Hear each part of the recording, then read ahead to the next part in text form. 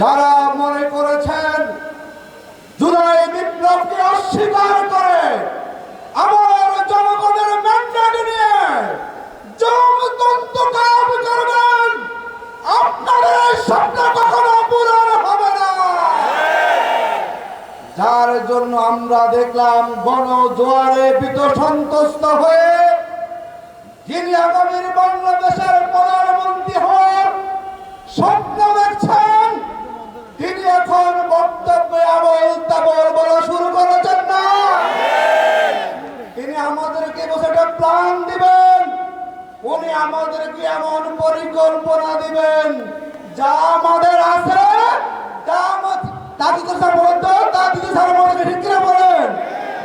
উনি কোন দেশের সম্বন্ধে জানা নাই, শোনা নাই, কোন জেলায় কি লাগবে তাও জানেন না।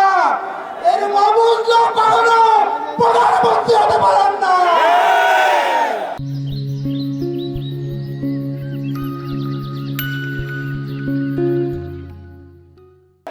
আমি আরেকটা কথা বলে শেষ করছি। যারা 17 বছর দেশের বাইরে ছিলেন, আমরা আপনাদেরকে সম্মান করেছিলাম। দুর্ভাগ্য হচ্ছে সেই সম্মানের জায়গাটা আপনারা নিজেরাই নষ্ট করে ফেলেছেন, ঠিক না বলেন?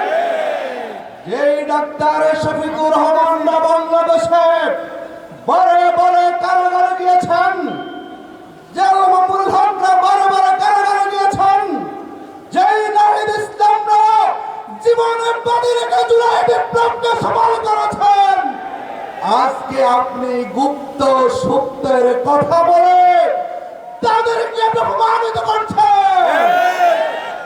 আমরা বলতে চাই, যিনি 17 বছর দেশের বাইরে পলাতক ছিলেন, আপনি হচ্ছেন বাংলাদেশের গুপ্তের কমান্ডার।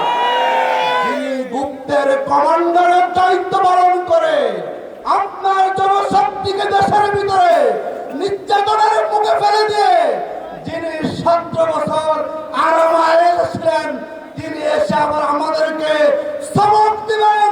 এই সবক জনগণ মানতে চায় না।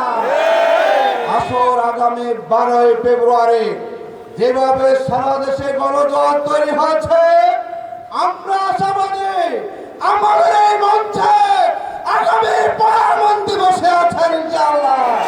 ডাক্তার শফিকুর রহমানের নেতৃত্বে যে নির্বাচনী ঐক্য ইনশাআল্লাহ সংখ্যাগরিষ্ঠ আসনে পেয়ে এই রাজ্য ক্ষমতা যাবে ইনশাআল্লাহ। এবং ডাক্তার শফিকুর রহমান হবেন আগামীর মানবিক বাংলাদেশের প্রধানমন্ত্রী। আসুন সেই প্রধানমন্ত্রীকে দেওয়ার জন্য এই ঢাকা 11 আসনে ছাত্র যুবক যারা জনতা আমরা ঐক্যবদ্ধ হয়ে শাপলা গলিকে বিজয়ী করে